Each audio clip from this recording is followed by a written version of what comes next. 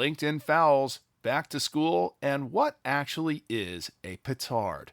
Welcome to the Unlimited Supply Podcast, your daily music business TLDR in your ear, powered by Brute Force Research and brought to you by No Disc, helping music, technology, and finance companies navigate the music industry, and partnered with Digital Music News. It's July 6th, 2026. I'm Lars Murray. It's Monday, where we talk about what happened over the weekend and what is on deck for this week, if anything.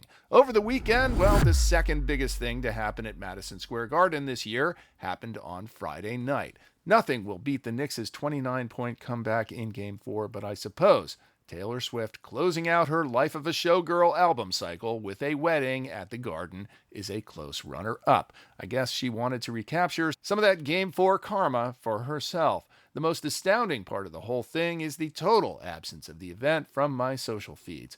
I guess if you're going to invite 1,000 people to your wedding and you don't want them to post, you have it in a place with the latest state-of-the-art surveillance technology and a citizen army of Swifties at the ready to shame you if you break the rules. But I have no beef with Travis and Taylor. Really, I repeat, I have no beef with Travis and Taylor. Are you listening, Swifties? Congrats, you kids.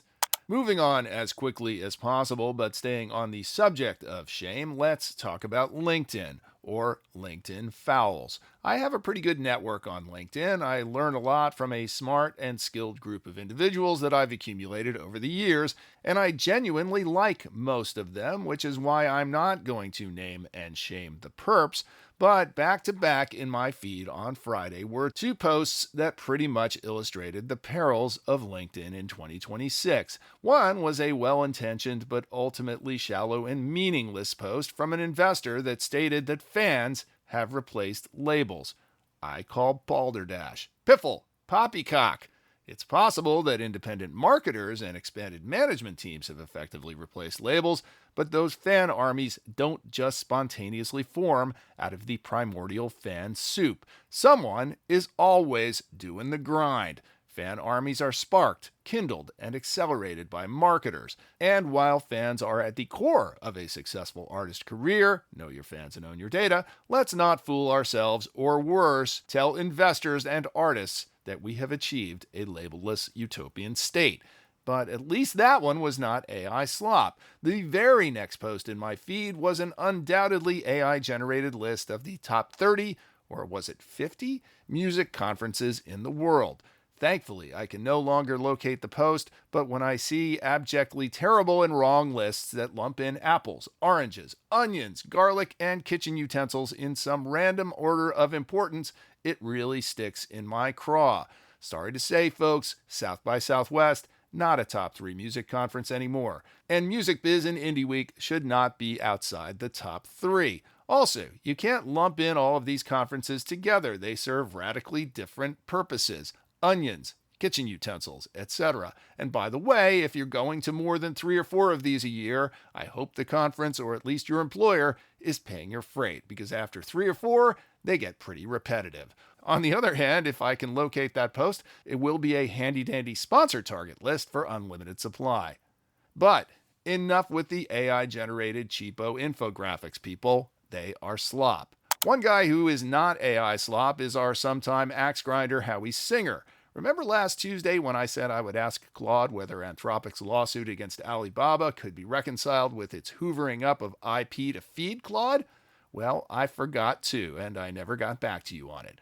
Here's what Claude had to say, and I quote Claude directly. Quote, "The philosophical problem you're pointing at, that the same entity can't coherently hold training on your stuff is fair use and copying our stuff is infringement, close is a genuine inconsistency that critics of the industry have raised repeatedly and that nobody has answered cleanly. Yep, even Claude doesn't agree with Anthropic."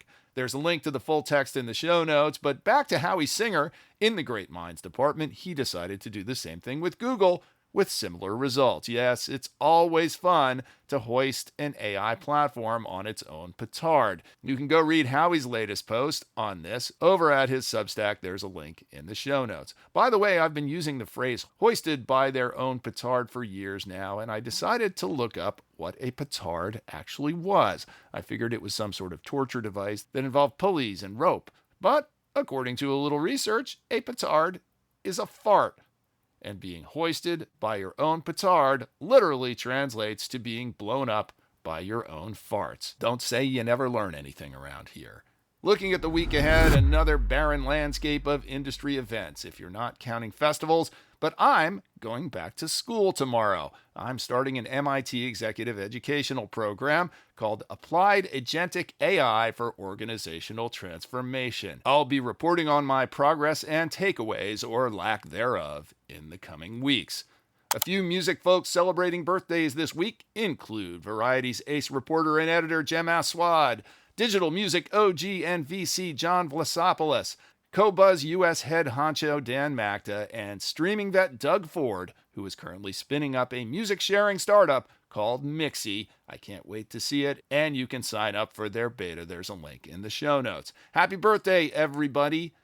Support for Unlimited Supply is provided by you, our listeners. If you want to join the few, the proud, the elite supporters of Unlimited Supply, and receive your Unlimited Supply trucker hat as a symbol of your sophistication, there's a link in the show notes and on our website. If you like what you hear, please hit that follow button wherever you get your pods. It really helps if you share your praise as a rating and or a review on Apple Podcasts, YouTube, or Spotify, and tell a friend or three. And now we are on Substack, if that floats your boat. Links are in the show notes, but you can also visit unlimitedsupplypod.com to sign up for our newsletter, to tell us what you think about the show, to suggest feature ideas, to feed us info, to feed us lunch, to call us out on our dubious assertions, and to tell us what we're missing out on. I'm Lars Murray, and remember, in this business, no conflict means no interest.